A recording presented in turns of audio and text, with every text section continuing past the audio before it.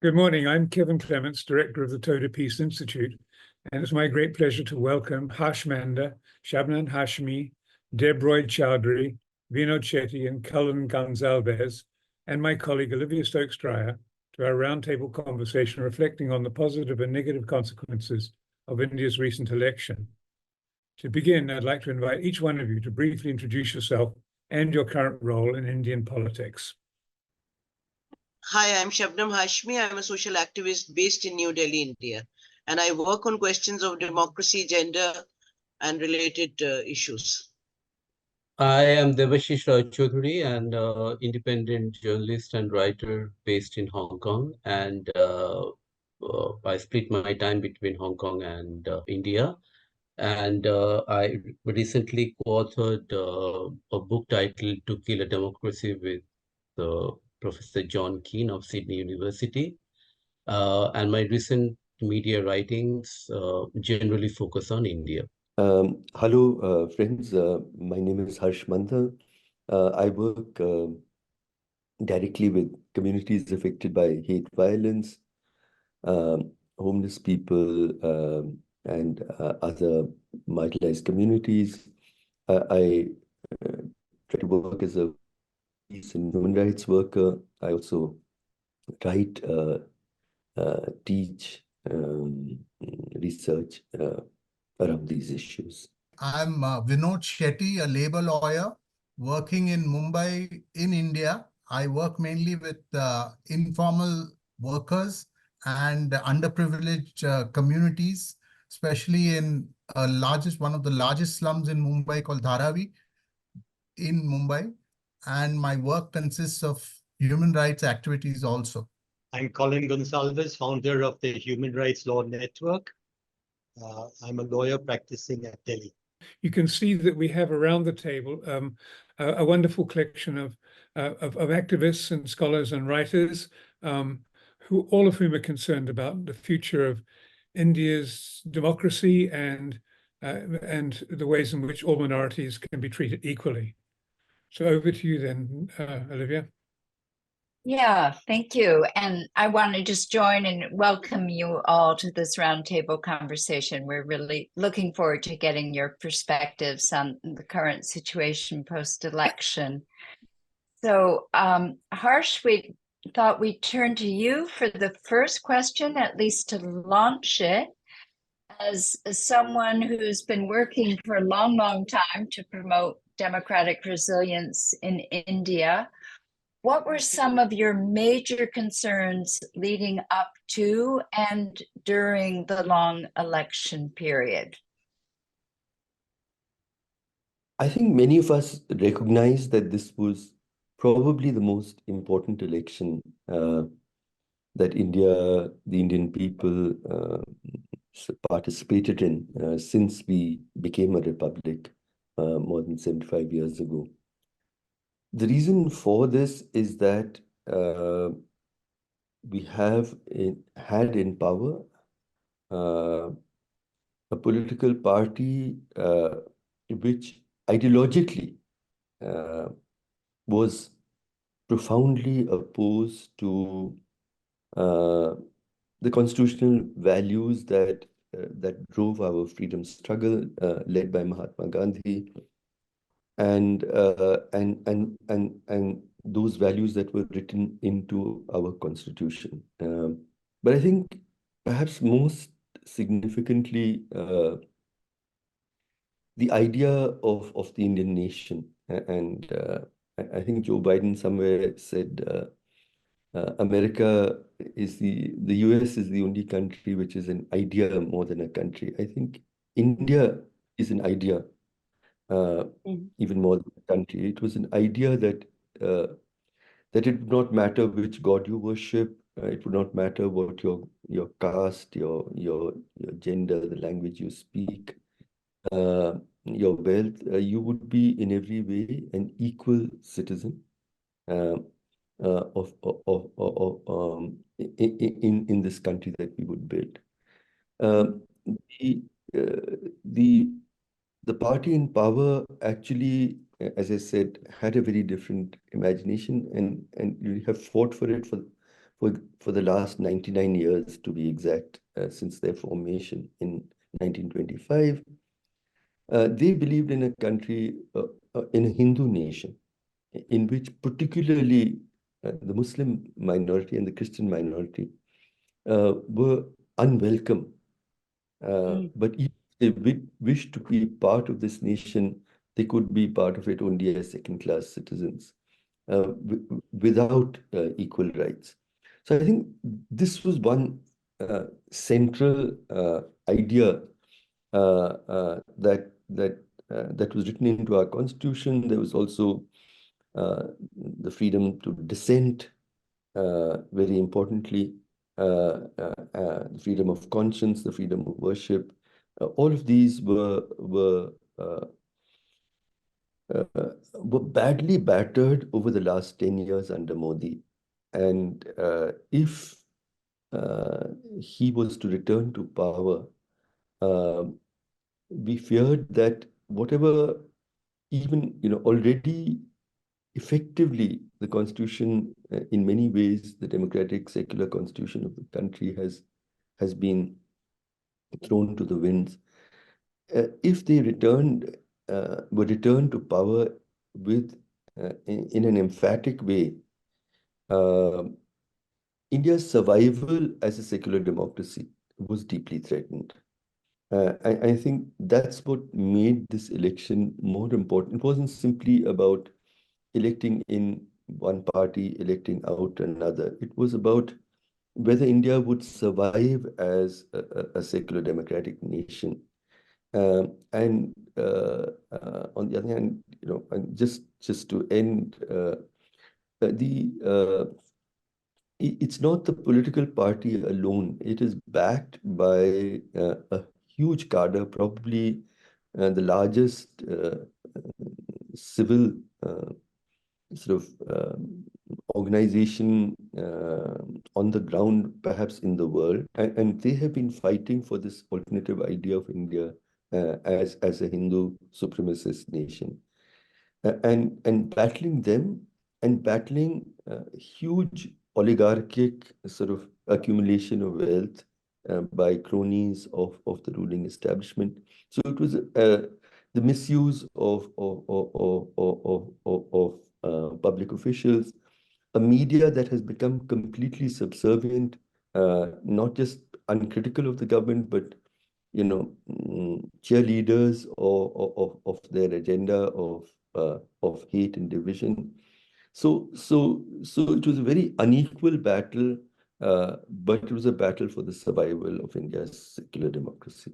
Thank you for that, Harsh. So the BJP didn't get the majority, or the large majority that many predicted.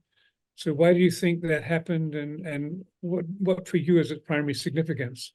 Shabnam, you were very deeply involved in the opposition movement at that stage during the election, before and during the election. Do you want to make a comment on that? Sure. Well, first of all, I would like to say that BJP would have completely lost if they had not stolen the election. There was large-scale voter suppression across at least 60 constituencies in India. And there has been all kinds of malpractices that happened during the elections. Otherwise, the seats that we are seeing with them today, they wouldn't have got. They were not getting more than 200 seats in any case. Why this happened is, some of it already Harsh has explained, that the government which was running India and which continues to run India, Modi's government, it is by, I'm not going into the theoretical debates, but it is a fascist government. And it had totally stopped all kind of dissent. There were kind of attacks on not only on activists and writers and poets and ordinary people, but also on members of parliament, the way they were thrown out in hundreds during their time. And it had become very clear to the people of India that this is the last battle to safeguard the constitution of the country. And it was, the whole election was mainly fought, on one hand, on safeguarding the constitution, and on the other, on all the economic fronts, because the unemployment in India has never been this huge. More than 45 years, it has been the highest unemployment in the country. There has never been the kind of strangulation of media and civil society and any kind of dissent across India. So and also I think it's very important to understand that India is a very big and very diverse country, and its diversity is also reflected in the resistance of there is the resistance is also diverse and at many levels. This is the first time when we saw a large scale campaigns against this government, and it was not only the people candidates who were fighting the government, it was just ordinary people, activists, civil society, writers, poets. Everyone had united to see to it that this government does not come back to power, and at least the constitution is safeguarded. What we have achieved is that they cannot change the constitution now because they don't have those numbers, but they're still in power. They're very much in power. They're going ahead with their agenda. A big difference is that there is the kind of fear that existed in India that has evaporated. And I don't think that Modi's image can be rebuilt now. The image of development man, and that image is totally finished. I mean, or in the kind of what we are witnessing in India, the stand-up comedians, the comedy, the common people's response to what is happening in the country, that is very heartening. Although at the level of the government, it is business as usual. Mm. Are there others who have got any comments on that? Deb. I would like to add to what Shabnam said. I would like to amplify the fact that the BJP would perhaps lost the election if we had a regular election and not what I call a despotic election, or by despotic election. And I would like to add here that it was not just the malpractices during the election. It is also about what has been going on in this country for 10 years, as it has slid towards despotism. And this was a classic despotic election. That modern despotisms, as we know, do not fully dismantle democracy. They maintain its processes and structures, but capture and control them to their advantage. So in this scheme of things, a despotic election is one in which the voting is not overly rigged, as in the farcical elections in Central Asia, with like 99% of voters voting for the regime.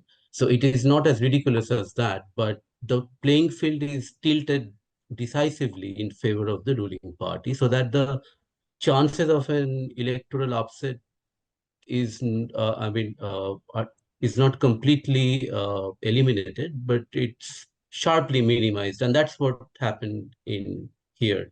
If Modi did not have the kind of control he has over the bureaucracy, including the election commission, his misuse of federal probe agencies, or through which he intimidated and arrested opposition leaders, had he not split opposition parties and engineered defections, had his party not cornered the bulk of the electoral funding by virtue of his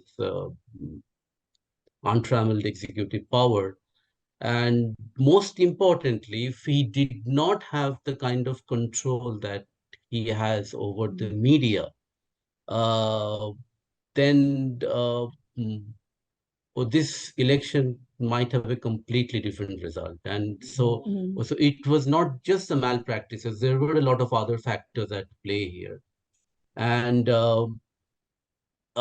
I think India is a vast and diverse country, so it is beyond any one party or one man, one leader to completely capture and control all of its institutions. Also, it is not possible anyway, but Modi came close to doing the unthinkable, that he managed to capture a large part of the country's systems and governing institutions. And so the result was not the result of free and fair election. It was a despotic election, and I'm not surprised that he won, even though his margin fell. And secondly, I would like to add to Shabnam's reasoning for the loss, which I think was largely because it was not because people were trying to save the constitution and all of that. I think it was largely down to bread and butter issues, which you mentioned, also the unemployment. The economy is in a very bad shape. Banks are battling the worst deposit crunch in 2 decades. Household savings are nearly at a 47-year low.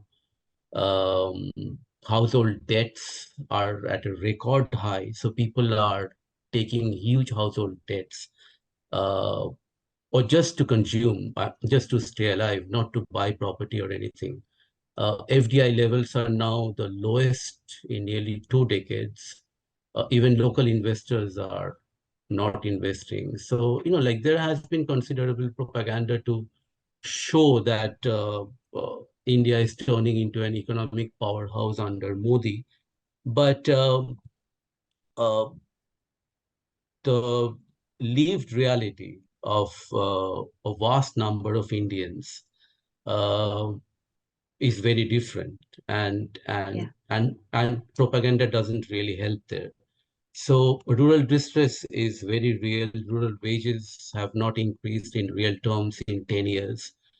In fact, recently they have been shrinking, statistics show. The country is now more unequal than it was under the British, according to a new report compiled by Piketty, among others. So it's hardly a surprise that it lost considerable vote share, particularly in its northern states where it is strong, or the northern states are more agrarian. And also there is evident fatigue over the party's relentless religion-driven mobilization. Even in major hotspots of Hindutva politics, it has lost seats. So clearly, religious politics is not a substitute for good governance. It's fine to do politics with God, but the problem with God is you cannot eat God. So, and the government in power has to feed its people. So far, people have been willing to give Modi time to prove himself, because his core messaging is that India has been mismanaged for 60 years. So how can I change things in 5 years? But now he has had 2 terms. So clearly, a lot of people are beginning to feel that he has had enough time. And if he still hasn't managed to turn things around, then he never will. So basically, the window of opportunity that Modi had is beginning to close on him. Thanks, Good. Deb. Yeah, so I think we've probably already in part launched on this next question, but we're wondering whether the fact that the BJP did not do as well as they hoped, has that affected at all how they present their platform, and has it affected the whole political climate of the country at all? And Colin, we thought we'd turn this question over to you. So I listened very carefully in the first session. At Tokyo, there was a very nice presentation made by some on how Modi might be weakened by the election. And that turned out to be correct. That prediction turned out to be correct. But to my mind, the main question ought to be, is Modi likely to hang on for the next 5 years? Notwithstanding manipulation of the elections, the despotic elections, as Deb so nicely put it, use of money power, political manipulation, using the administration, doing all that. The core question is he likely to carry on and sustain for 5 years? And that, to any activist in India, is the core question. Because if he carries on, as I think he might well do, notwithstanding what Dave described, the black clouds on the economy approaching us rapidly, the banks on the brink of some kind of collapse, etc. And if that coincides with an international crisis as well, notwithstanding that, if he continues, it will be a very dark time for activists in India. And all my planning for the 5 years ahead is based on that assumption. I'll, of course, be very pleasantly surprised, very happy if all my friends turn out to be correct, that they well may be. But I'm planning for a very dark time ahead, a time for increased repression, all kinds of arrests of people like us who speak out, and Harsh and everybody, and Vinod and Shabnam, who speak out relentlessly against government. So I think that is the most important thing to focus on. We know the pros and cons of what might happen and so on. We know the arguments for and against, but the most important thing is, what will we do collectively, internationally, to save our people, to save the losses, to highlight the excesses, and to bring to the notice of the world the terrible repression that might well take place over the next few years in India. That's all that I want to say. I'd like to add, when the election results came and we saw a weakened, humbled Modi returning to power, the first few days we celebrated with reason. But the expectation that we had, the hope we had, that after the drubbing that he had in this election, maybe he would tone down some of the most sort of worrying aspects of his regime over the last 10 years. First of all, his attack on Muslim minorities. Would the hate and discrimination led by the state and its vigilantes, would that reduce? Would dissent no longer be as dangerous as it has become? If there were different enemies, I think that the government, this government has had, India's Muslim minorities is number one, India's dissenters is number two, but also India's working poor have suffered hugely by the policies. So is life going to get better for India's working poor? And the immediate signs are very worrying. Sometimes a wounded animal wild animal is more dangerous. We just at a very personal level, I saw 2 days after the election results, I've been getting all kinds of summons and charges. Within 2 days, I started getting a huge number of new notices from different federal agencies. So they seemed very clear about what they wanted to do. And the first month has seen a sharp rise in lynching and hate violence against India's Muslim minorities. And both those are extremely worrying signs that a weakened Modi is not going to be a chastened Modi. He is probably going to be even more dangerous because he's assured of international support. He's assured of the support of big business houses. And he's assured of a continuingly subservient media.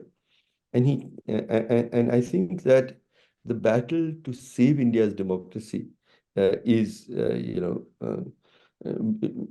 vulnerability of Mr. Modi has been exposed, and Shabnam has been talking about, I think, on social media, the kind of satire, I think, that ordinary people are sending out are good signs. But the regime is going to continue to be repressive and undemocratic and leading on hate and further fueling inequalities. I think that is also a reality. Does anybody else want to make any comment on that question?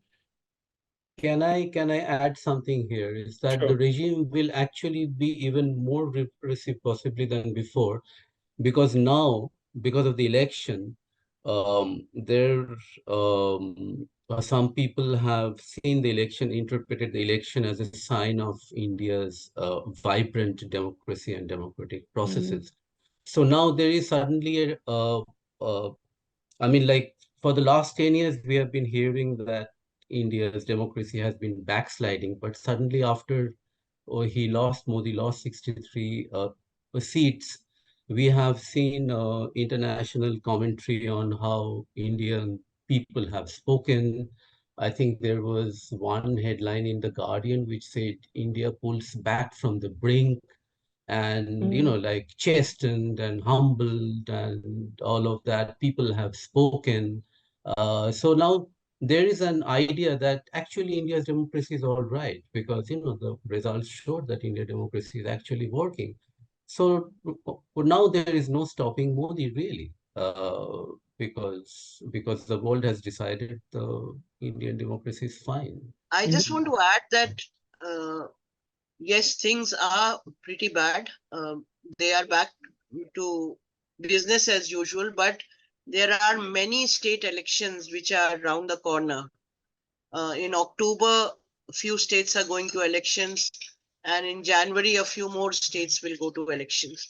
And that will also have an impact on what will happen in the coming years.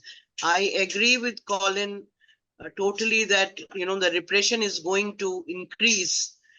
But in case there is a change at the level of the states, we have to keep that in mind, and that will definitely influence what happens in India in the coming years.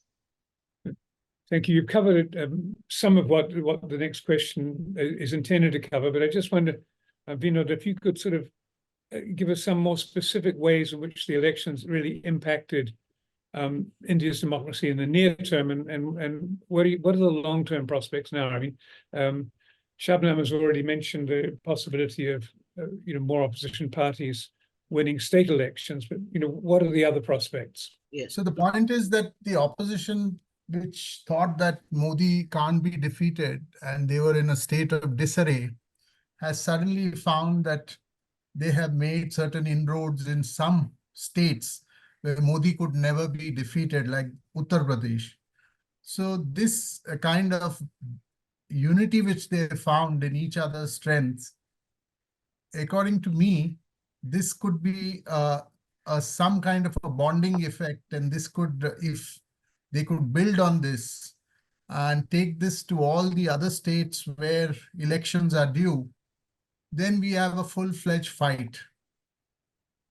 What is also important is the turmoil all over in the neighboring countries of India. You look at Bangladesh, which is going through you have Nepal, which just changed its government. So in terms of other countries, Modi seems to be, the Indian government seems to be very stable to the West.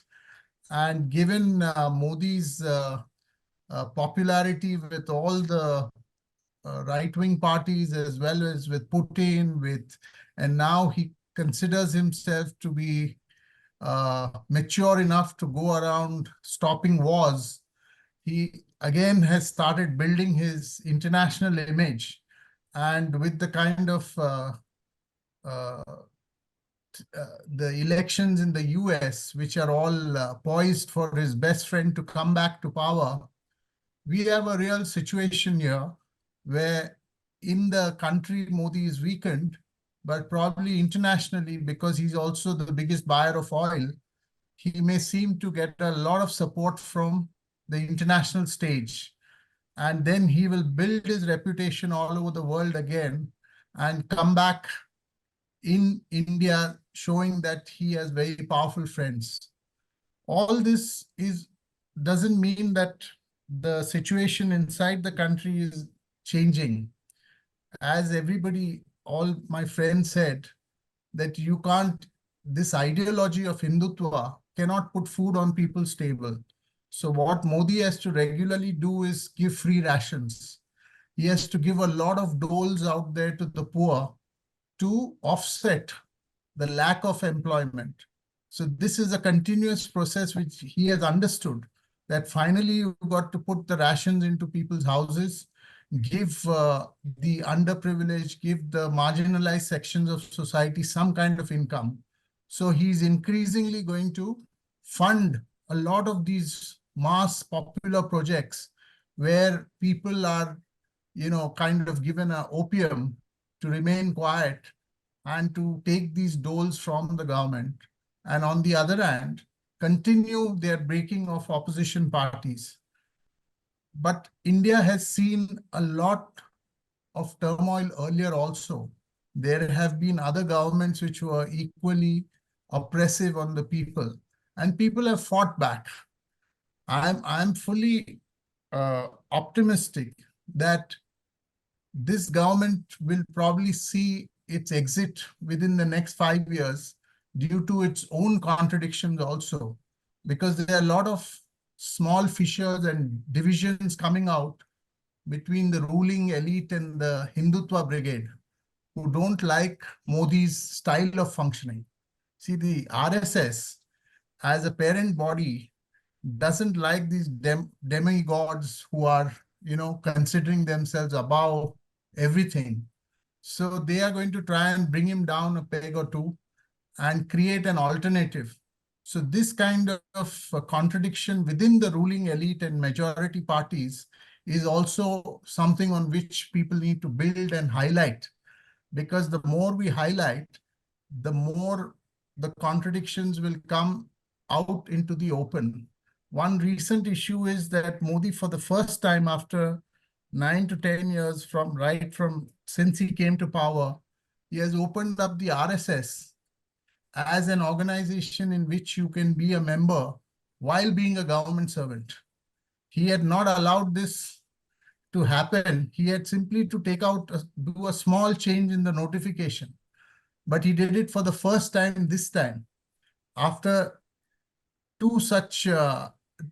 twice being in power for five years. So the point is, there is pressure from the RSS now that we want our people there, and we want the whole government now to be allowed to join the RSS. So we are going to see a lot of saffronization, which is going to accelerate amongst the judiciary, amongst the administration, and this kind of Hindutva becoming into a common agenda is going to increase on the other hand. So I think within all this, there is a lot of work for those who are working amongst the people to mobilize, to build movements, and people are ready to come on the streets. All that the activists and organizations, trade unions need to do is find issues on which we can unite people and build a very strong opposition. Mm-hmm. Thank you. Thank you very much. Any other comments on what Vinod just said? I just wanted to sort of for an audience outside India, wanted to underline a little bit about the RSS and what dangers it presents. The RSS is really a huge cadre-based organization, which actually promotes the ideology that we are trying to fight, which is against the constitutional idea of equal citizenship, of justice, liberty, equality, fraternity. It's opposed to these ideas. It's a massive organization. And so it's not simply about voting out a particular political party, but it's also fighting what's happening in society itself and its penetration with these politics of hate that poses a huge challenge for all of us who want to defend India's democracy. That really is the challenge that we face. I'd like to underline my political perspective is the perspective of we the people of India as written into our constitution. It is in defense of those values. Let me, again, for an international audience, put you into a situation where imagine if the Ku Klux Klan was a legal overground organization in the United States that met, that gathered on every public park in cities and towns across the country, every morning had parades, and they were, the active support base of Donald Trump. And as Vinod just said, you now have orders saying that government officials, judges, teachers, university professors all have the right to be openly members of this organization. What would the dangers be? The dangers that Donald Trump presents to American democracy as he stands is grave enough. If he is backed by a very powerful, extensive legal militia, then what kind of dangers does he present? I think the gravity of the dangers that Mr. Modi with the RSS presents cannot be overstated. And the battle that has to be fought against it is really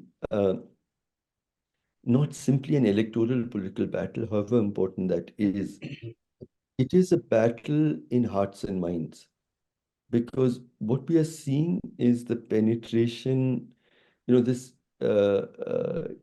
through WhatsApp, through the social media, through the kinds of speeches, hate speeches that are making. We are having almost like a daily dose, a continuous dose and injection of hate, the slow drip of hate, as part of public life, day after day after day. And to fight that is, I think, our biggest challenge. While we need to fight the electoral battle, the battle in society for reclaiming the ideas and the values of equal citizenship, of what we call fraternity, of equal rights for all, and also imagining and fighting for an economic model where young people have a future, where they have jobs. We have an education system that works, a healthcare system at present is among the most privatized in the world. All of those needs require, those need to be battled.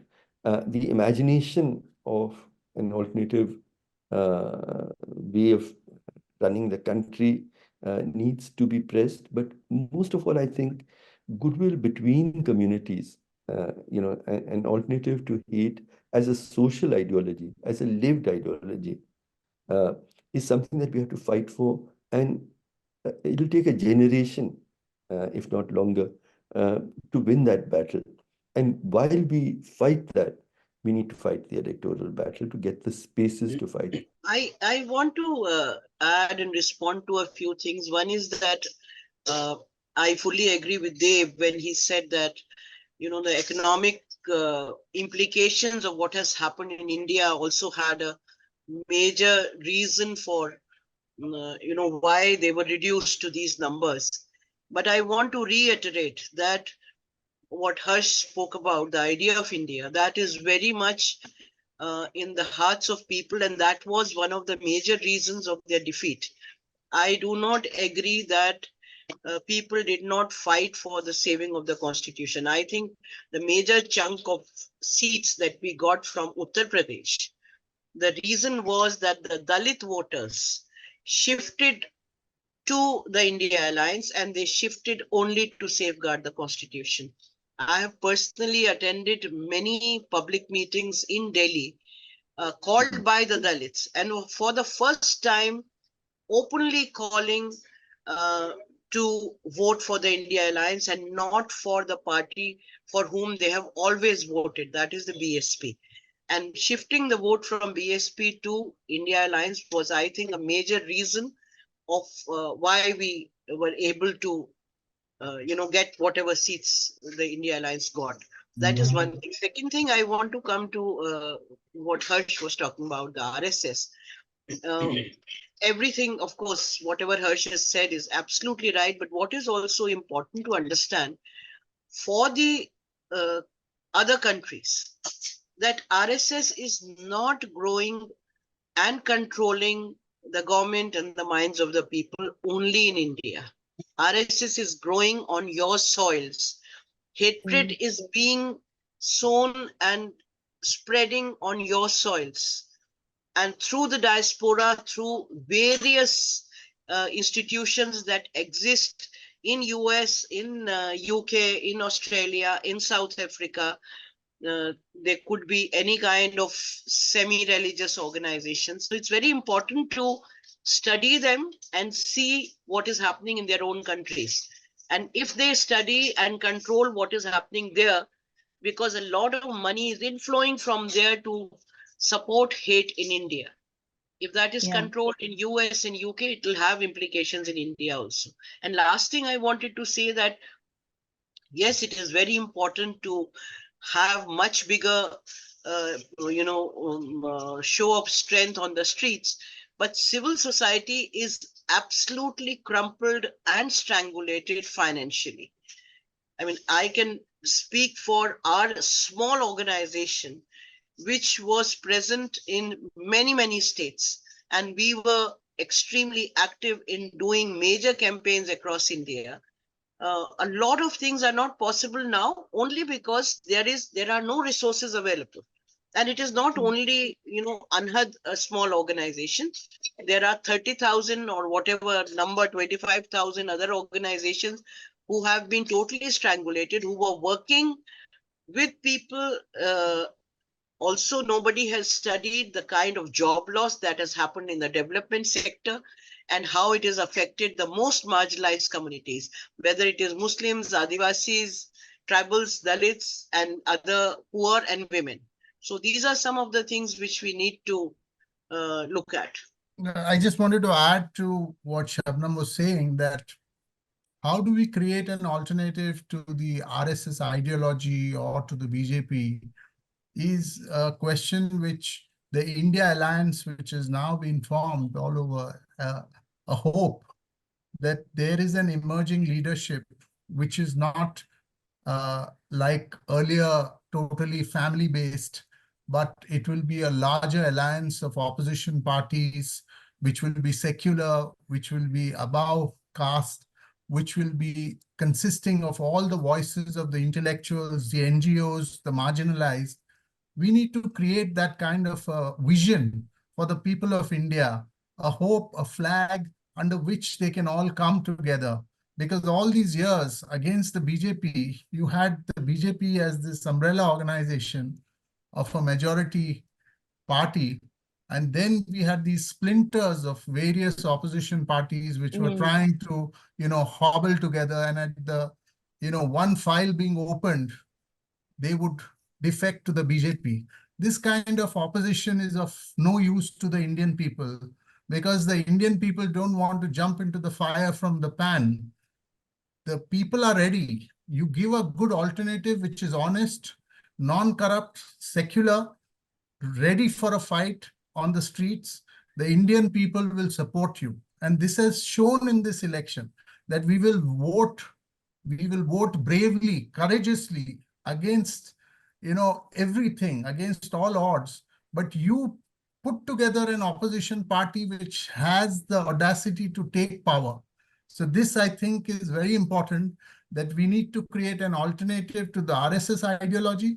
At the same time, we must bring a vision and bring heroes for the Indian people who can take on somebody like Narendra Modi's oratory, the BJP's discipline, RSS's grassroots organizations. We need to build this. And once we have this together, I think we have a good fight. Harsh, you raised the question of would Modi act now as a wounded tiger, that there have been more signs of perhaps more repression. I wonder what others think in terms of that. Deb, did you have thoughts on that one? You're a journalist. What are you hearing from your journalist friends? Is it feeling harder to operate, more open? How is it feeling? Yes. So one of the first things that the government did was, I think, the Delhi police filed a charge sheet against 4 journalists of Caravan magazine for something they did in 2020, which was obviously a fake charges. And apart from that, the main instrument of media control is money. And that relationship between the government and the media balance is not going to change. So we'll continue to have what we in India call the Godi media, which is the laptop media, but so these intimidations will continue, or the media control will continue. In fact, a set of new laws are coming in, which will make media control even easier. And I think the new Telegraph Act, I've forgotten the exact name of the law, which will force journalists to name their sources if the government demands to know. So all of these will continue. And so one thing I would like to add here on this continuing cycle of repression and what the result means for all of this is that maybe we haven't noticed one thing, is that the BJP did lose 63 seats, but overall vote share, the BJP's overall vote share came down by only 0.7%. And this is because in a lot of other states where the BJP is not really a big force and it is not in power, its vote share increased in those states, while its vote share in states where it is a big player, they fell. So overall, its vote share didn't really change a lot. And also, Modi is very different from other politicians in the sense that this party is not just about winning the next election, or this party is about changing the nature of the Indian state. And slight loss of seats and drop of 0.7% of the vote will not change that program. So nothing is actually going to change. And again, there are a couple of other things that I want to point out, is that much has been made of Modi's loss of majority, but we tend to forget that Modi's party still has like 240 seats, right? That's a huge number when you compare it with the number of seats that the Congress held in the coalition that it ran in the decade before Modi. It was about 100 seats. But still, Manmohan Singh managed to make a lot of lasting policy changes that affected India. So in the same way, 240 seats may be less than absolute majority, but being the single largest party, and the support that it has, it is not going to stop Modi from doing anything that he was doing before. And the second thing is that people, or we tend to often focus a lot on Modi, or for good reason. But there is also an aspect of competitive despotism which is playing out in India. So yes, Modi is weakened internally and the knives are out. And one of the first and there is open rivalry within the party. But the fallout of that could be dangerous. The fallout of that could be people trying to outdo Modi. And so that in the end doesn't really help India, right? Also, Modi's weakening is not really a net plus for India. I will give an example. This is the time of a Hindu pilgrimage of a certain kind.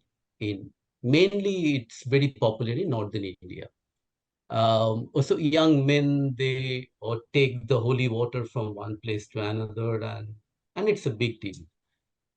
So recently, Modi's ministers have like started saying things like, like these Hindu pilgrims, they don't know which restaurant is run by Muslims, which restaurant is run by Hindu, and they end up eating at Muslim restaurants. This can't go on, this has to stop, etc. So the Chief Minister of Uttar Pradesh, who is very popular with a section of the BJP supporters who now think Modi is a softie. And because this guy makes Modi look good, actually, because he's a real hardliner. And or he's himself a monk turned politician. So he's clothed in saffron and all of that. What the state government did was it suddenly issued a rule that said that every proprietor of every shop has to clearly write the name of the owner so that it's visible. So you have to basically tell whether you are a Hindu or a Muslim, and to declare, so that uh, ostensibly Hindu pilgrims don't end up eating at Muslim shops. Now, this is bringing back untouchability, basically. Yeah. But the fact that an elected state government, which swore by the constitution, was able to do this, and it of course did not get away with this. There were activists who took the matter to court, and the court had to step in and halt it. But the fact that it was done tells you that there is this element of competitive despotism going on. So a Modi's weakening may not really be a good thing, because there might be it might make things even worse. That's my take. If I can, Yep. no, I'm just adding this kind of sobering note that Deb has put in about the battles that lie ahead. On the one hand, I really share the optimism that the people of India have demonstrated that they stand up against the kind of politics that have been playing out. Yes, and that is our strength. The opposition parties have come together. That is also our strength. But just looking at the rising attacks and lynchings that have happened over this last since the elections, there's been a conspicuous silence on that question by the political leadership. The political courage to stand up with India's Muslim minorities, even the number of Muslims that secular parties were willing to put up as candidates has hit its lowest at this time. Also for the economy, what is your alternative imagination for job creation, for instance, for fighting inequality? So I think that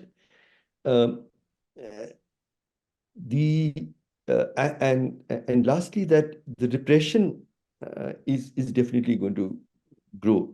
I see my own, just what we've been trying to battle over the last month and a half is sort of a further peaking or with the kind of repression that we've seen over recent years.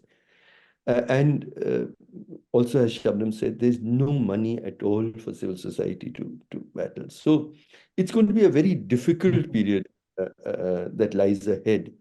But we still stand with the conviction that we, the people of India, which is the first words in our constitution, we, the people of India, will stand up in defense of the constitution in a very difficult battle that lies ahead. I want to add something, because I don't think that despite everything, whatever is happening and the repression and everything, there is a lot which has changed, and there's a lot of hope. At least if we talk of the parliament, see what was happening in the parliament before these elections and what is happening now has changed drastically. The opposition is much more stronger. They are giving a very good fight inside the parliament. The popularity of the India Alliance leader Rahul Gandhi among the young people has spiraled. It has gone up like anything. So while the battle is very difficult, and there is no doubt that the repression has already started, but I think that we are in a much better position now to fight back than what we were before the general elections. There is a lot more hope. And I'm very sure that with the state elections, which are going to happen over the next few months, there would be quite a few states which would be taken away from the BJP. And that would again change the situation in the country. Because if you have more states, then you will automatically get more representation in the upper house of the parliament over a period of time. So while the fight goes on, but it is not the end. And I don't think that Indian people are going to allow the right wing to take over the country as they had dreamed earlier. I share Shabnam's optimism, but I share Deb's pessimism as well. I think we need to carry both. I wish I could spend more time with Shabnam, or to be more optimistic. But I hear what she's saying, but I feel that what is happening in the parliament is that, yes, the opposition is speaking more and making itself heard, but in form there seems to be things seem to be changing, but in substance it isn't. I think that's my pessimistic view of the world. Vinod, I think you're a fellow optimist along with Shabnam. Anything more you would like to add? I would just say that all these efforts which we are doing even today at Toda, I think all these discussions are very important to crystallize our thoughts, bring all the people together, because we have to continue to create platforms where like-minded people continue to fight with hope, because we can't lose hope here, because on the ground zero, there is no other choice. The fight is on, and people are looking for leadership. People are looking for movements. People are looking for solutions for their day-to-day problems. And I think we have a large job to do, which we have to put our heads down for the next 5 years and continue to work with the people, surrounded by people, because that is our only protection, that the democratic movements will give us the space and the protection against repression from the government. So thank you very much for bringing us all together. And that's an occasion then for me to say thank you very much for this very robust and frank conversation. It's clear from what all of you have said that, you've won the battle, but the war remains to be won. I want to thank you for your realism and for your optimism and for your hopefulness. And on behalf of the Toda Peace Institute and my colleague Olivia, who's very much deeply involved in this program. I mean, I'd just like to say, we stand in solidarity with you as you do what you need to do in order to ensure that the Constitution is respected, that political parties are able to operate as parties should operate, that the RSS is somewhat curtailed in its operations, and that your Muslim colleagues and brothers and sisters don't have to live in fear on a daily basis. So once again, thank you very much for all of your contributions to this excellent conversation.